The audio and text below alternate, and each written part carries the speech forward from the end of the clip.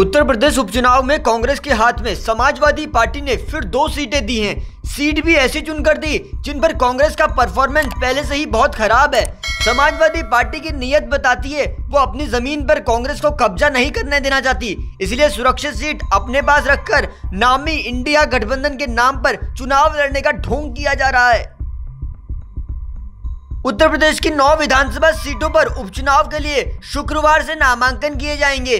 13 नवंबर वो तारीख होगी जब इन सीटों पर वोट डाले जाएंगे। नतीजे 23 नवंबर को आएंगे।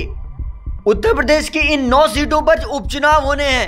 पहले नंबर पर है खैर अलीगढ़, दूसरे नंबर पर कटेहरी अंबेडकर नगर, तीसरे नंबर पर मीरापुर मुजफ्फरनगर, चौथे नंबर पर सीसामऊ कानपुर, 5वें नंबर पर है फूलपुर प्रयागराज, 6ठे नंबर पर है गाजियाबाद, 7वें नंबर पर है मझवा मिर्जापुर, 8वें नंबर पर है कुंदर की मुरादाबाद और 9वें नंबर पर है करहल मैनपुरी।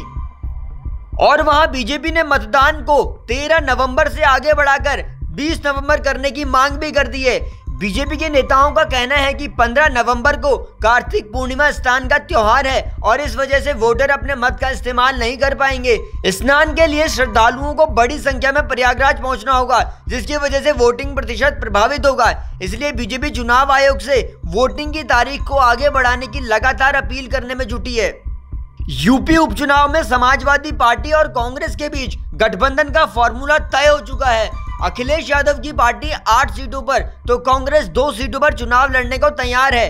कुल उत्तर प्रदेश में 10 सीट पर उपचुनाव होने हैं, लेकिन मिल्कीपुर सीट पर उपचुनाव की तारीख का ऐलान अब तक नहीं हो पाया है। कांग्रेस के खाते में गाजियाबाद और खैर अलीगढ़ की सीट मिली है। हालांकि सियासी गलियारों में खबरें थी कि कांग्रेस ने समाजवादी पार्टी से 5 सीटों की मांग रखी थी, जबकि समाजवादी पार्टी ने अपने पास 8 सीटें रखी हैं। सपा ने गुरुवार शाम यूपी वेस्ट की मीरापुर विधानसभा सीट पर सुब्बुल राणा को अपना प्रत्याशी घोषित कर दिया है।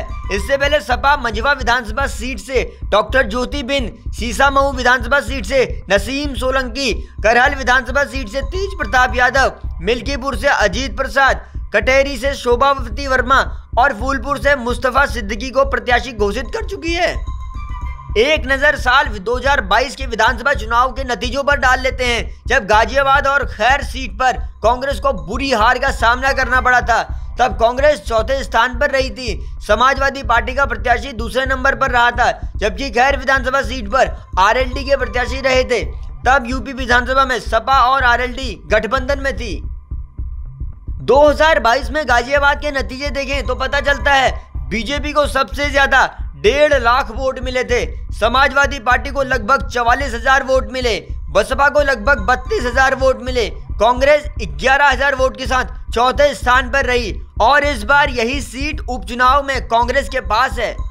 बात खैर अलीगढ़ विधानसभा के नतीजों की करें तो बीजेपी को यहां करीब 1,39,000 वोट पड़े थे, बसपा को करीब 65,000 वोट पड़े थे, आरएलडी को करीब 41,000 वोट मिले थे।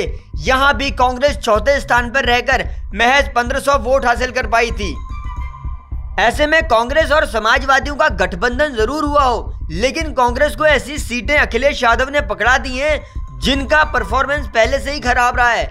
अब राहुल के सामने चुनौती ये है कि ये सीटें कैसे निकाली जाएं।